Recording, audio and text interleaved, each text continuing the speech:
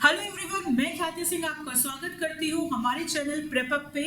जैसे कि हम लोग already UGC net political science के लिए एक सीरीज जो कंटिन्यूड है for preparing you for June 2024 cycle, उसका नेक्स्ट टॉपिक है एलिटिस्ट मॉडल ऑफ डेमोक्रेसी। अगर आप ऑलरेडी फॉलो कर रहे हैं चैनल को तो आपको पता होगा, पहले जो हमने डेमोक्रेसी का कॉन्सेप्ट पढ़ा उसका जो नेक्स्ट कॉन्सेप्ट है बहुत इंपॉर्टेंट कॉन्सेप्ट है, जिसके लिए हमने स्पेशली अलग से वीडियो बना रहे हैं। It is elitist model of democracy और हर साल इससे क्वेश्चन आता है, इसीलिए इसके लिए स्पेशल सेक्शन है जाके हम आराम से इसको समझ पाए, कवर कर पाए और इसके न्यूएंसेस जहाँ से क्वेश्चन हमेशा फंस जाता है और क्यों इतना पॉपुलर टॉपिक होने के बाद भी लोग इसको गलत कर देते हैं।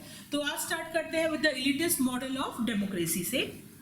सबसे पहले समझते हैं कि elitist model of democracy political science में आया कैसे। एलिटिस्ट मॉडल की जो शुरुआत है that is sociological in origin.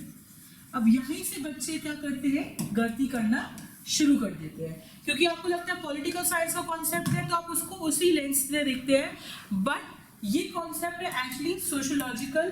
क्यों? एक सोसाइटी को समझने के लिए दो सोशियोलॉजिस्ट थे जो का नाम था Gaetano Mosca and Robert Michel.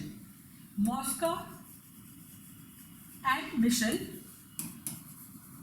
उन्होंने समझा कि कैसे सोसाइटी का स्ट्रक्चर वर्क करता है, क्योंकि वो क्या थे, सोशियोलॉजिस्ट थे। तो उन्होंने कॉन्सेप्ट दिया कि नेसेसरीली सोसाइटी कैसे वर्क करती है। It is between two people.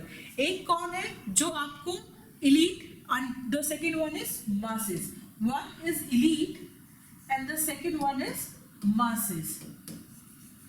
तो इलीट क्योंकि अब छोटा होता है, बहुत माइनॉरिटी में होती है, लेकिन these are the important people and यही आपकी कंट्री को रन कर रहे हैं, यही आपकी पॉलिसी बना रहे हैं। वेयरएज मासेस का क्या काम है, वो सिर्फ लिमिटेड रोल में है, उनके पास ज्यादा पावर नहीं है और वो बस एक कलेक्टिव इन्फ्लुएंस एक्सर्ट करने की कोशिश करते हैं, बट उनका अल्टीमेट काम क्या है कि दे आर बीइंग गवर्न्ड। जो मासेस है वो आपके क्या है, वो गवर्न किए जा रहे हैं बाय द एलीट। ये कॉन्सेप्ट दिया इन दोनों ने मिलकर, दोनों सोशियोलॉजिस्ट थे, सोसाइटी को उन्होंने समझने की कोशिश की।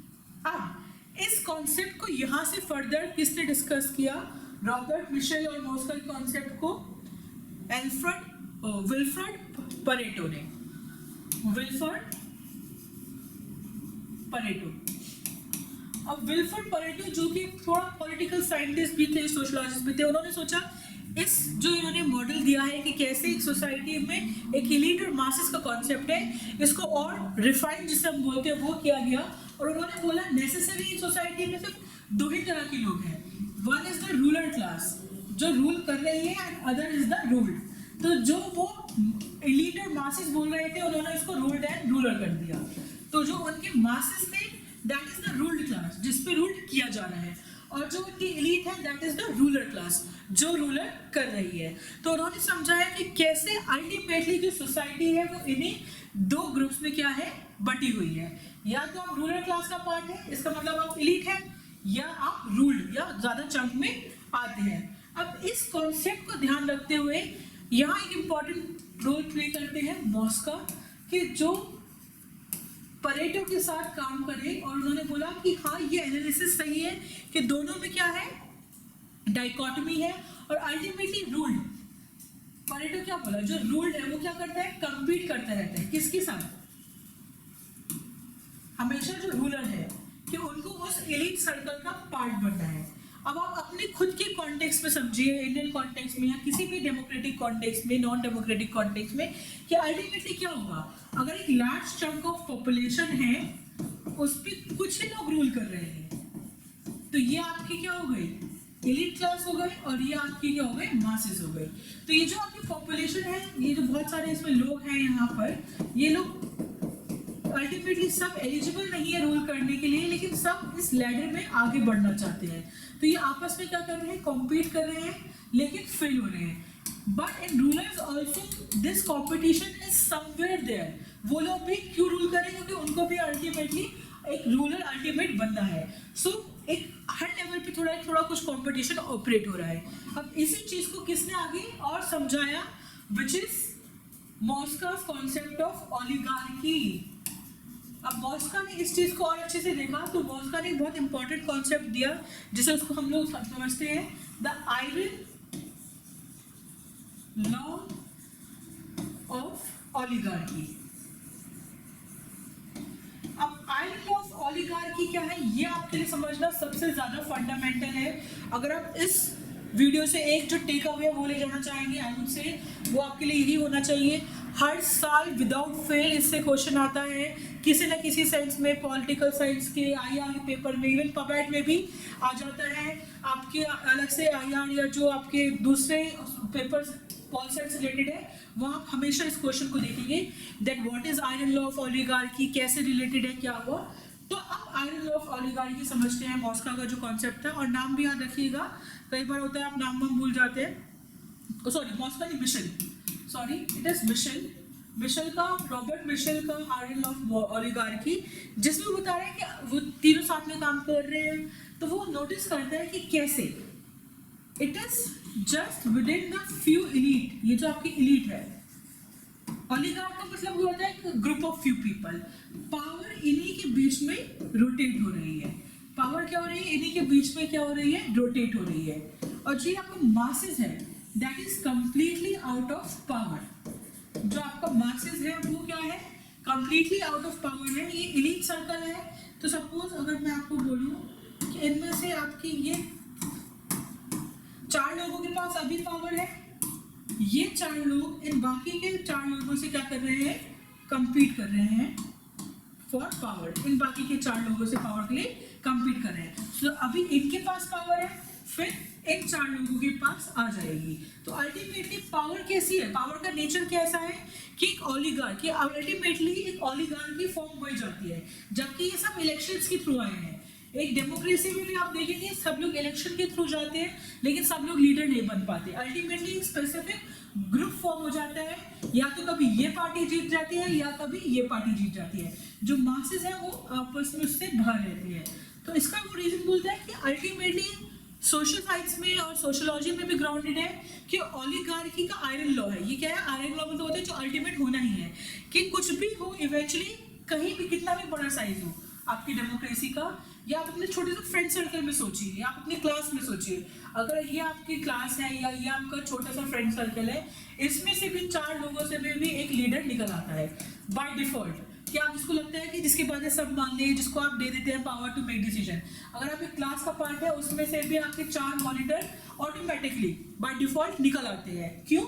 Because this is the iron law of oligarchy कि कहीं भी बड़ा झुंड होगा। अभी अगर आप सपोज चाय की दुकान पर चले जाएं, वहां पे अगर आप 10 लोगों के साथ बैठे हैं, उस 10 लोगों से भी 2 लोग ऐसे होंगे जो उस ग्रुप को लीड करने लगेंगे। क्यों? Because this is the iron law of oligarchy कि बाय डिफॉल्ट ही दिस इज ह्यूमन नेचर कि जो साइज है रूलरशिप का वो अपने आप रिड्यूस हो जाता है, और 2 से 4 लोग 5 लोग ही उस ग्रुप को, उस देश को, उस सर्कल को क्या करते हैं, लीड करते हैं। और ये सपोज 6 लोग रिड्यूस हो गए, तो 6 में से 3 को पावर मिल गई, बाकी 3 कंपीट करेंगे नेक्स्ट टाइम पावर लेने के लिए। तो वहीं तक वो रिड्यूस होकर रह जाता है। And this is the ultimate nature of elitist model of democracy. And इनको जो वैलिडेशन है वो भी मिलता है। ऐसा नहीं है कि आप ग्रुप में चाय पी रहे हैं, वहां पे अगर कोई एक लीडर बन गया तो उसे वैलिडेशन नहीं मिल रहा है। जो बाकी लोग हैं वो भी उस चीज को फील गुड करते हैं, सिक्योर फील करते हैं कि ये लीडरशिप बहुत सही है, एबल लीडरशिप है, और इसीलिए लोग जो होते हैं पावर दे देते हैं। What kind of people are these? These are smart people, these are intelligent people जो ultimately govern fit to govern है। तो इसलिए आप elite मॉडल इसलिए इतना ज़्यादा फेमस है। 2 इंपॉर्टेंट नाम जो इस मॉडल से निकल के आते हैं वो है हमारे पास शुम्पीटर एंड जियोवानी सार्टोरी। अब इन दोनों ने भी यही सेम बात को क्या किया, फर्दर एक्सेप्ट किया कि यस वी एक्सेप्ट कि ये रियलिटी है कि ऐसा ही होता है, बट इसमें कुछ गलत नहीं है। शुम्पीटर ने क्या बोला कि आपको अल्टीमेटली ये देखना है कि कैसे आप अपने सुप्रीम लीडर, मतलब जो अल्टीमेटली लॉ बना रहे हैं, उसको इलेक्ट कर पा रहे हैं, और इंस्टीट्यूशंस, जो वो इंस्टीट्यूशंस है आपके एक स्टेट में, फॉर एग्जांपल कोर्ट्स वगैरह, वो कैसे चल रहे हैं। तो अल्टीमेटली उसने क्या बोला कि डेमोक्रेसी ही एक ऐसा मॉडल है जहां पे ये जो इलीट है ये एब्सोल्यूट पावर ये नहीं कर सकता। तो उसके पास एब्सोल्यूट पावर नहीं है, उसके पास हमेशा चेक एंड बैलेंस है। प्लस जियोली सार्थनी ने क्या बोला कि ये तो बहुत सही मॉडल है कि एलिट को रूल करने दिया जा रहा है because masses is unfit to rule. अगर सभी लोग रूल करने लगेंगे that is a unreal concept, जिसको वो बोल रही है डिल्यूजनल है। अगर आपको लग रहा है कि सबके पास रूल होना चाहिए तो ऐसा कभी पॉसिबल ही नहीं है। सेल्फ गवर्निंग लोग कुछ होते नहीं है। अगर आज देश से सरकार हटा दी जाए और लोगों को बोला जाए कि आप लोग सब बहुत होशियार है, you are free to rule yourself, तो क्या होगा, अनार्की आ जाएगी, लोग मार पिटाई करने लगेंगे, बहुत ज्यादा डिस्टर्ब ऑर्डर हो जाएगा। क्योंकि हर इंसान सेल्फ गवर्निंग के लिए फिट नहीं है। आप तो खुद को गवर्न कर लेंगे बट आपके पास दूसरे की गारंटी नहीं है कि is the other person fit to rule, yes और नो। इसीलिए क्या है, सेल्फ गवर्निंग जो स्ट्रक्चर है that is not fit to rule. तो गायत्री स्पिवाक ने कहा ये जो मॉडल है कि एलीट रूल करते हैं दैट इज गुड, क्योंकि जो मासेस है वो तो वैसे भी अनफिट है रूल करने के लिए। तो मासेस को सिर्फ वोट के राइट मिलना चाहिए कि वो अपने लीडर को क्या कर सके, इलेक्ट कर सके। और अल्टीमेटली ये जो आपके लीडर्स हैं जो इलेक्ट करके आ रहे हैं they are fit to rule. वो क्या है, फिट टू रूल है। और अगर उनकी पावर को हटा दिया जाए, अगर आप कहो कि नहीं नहीं कि डेमोक्रेसी में एलिट्स का रूल नहीं होना चाहिए, जो ग्रुप है ये ओलिगार्क है उनका रूल नहीं होना चाहिए, तो क्या होगा, एंटी डेमोक्रेटिक इंस्टीट्यूशन कैसे क्रिएट होगा, जब there is no power centre at all, कि कोई भी अगर पावर नहीं, किसी को भी ग्रुप को पावर नहीं मिल रही है, तो ultimately it is the absence of leadership, it is the absence of leadership जो कि क्या कर देगी, सबसे ज्यादा अनडेमोक्रेटिक चीज है। क्योंकि उससे क्या होगा, अल्टीमेटली जो सिस्टम है दैट विल फॉल डाउन और वहां पर अनार्की आ जाएगी। सो इट इज इंपॉर्टेंट कि we allow these elite group या oligarchs to rule, because maybe जो नाम है वो आपको ऐसे साउंड करे कि it is not right, but ultimately reality यही है कि not everybody is meant to rule, the society is divided just like that. I would stop here, I guess, in this topic because बहुत important topic है. You just keep it with yourself. कोई भी doubt हो, you can happily ask in the comment sections. इससे related जो आपके notes हैं वो already Telegram channel पे upload हो चुके हैं. अगर आपने अभी भी access नहीं कर रहे हैं तो prep up with us कि Telegram channel पे जा सकते हैं, सारी details channel की और कैसे आप access कर सकते हैं description box में है. इसको आप as a revision note भी use कर सकते हैं, short notes, क्योंकि वहीं से अल्टीमेटली आपका क्वेश्चन बनेगा। Thank you so much for joining on this one, I see you on the next one.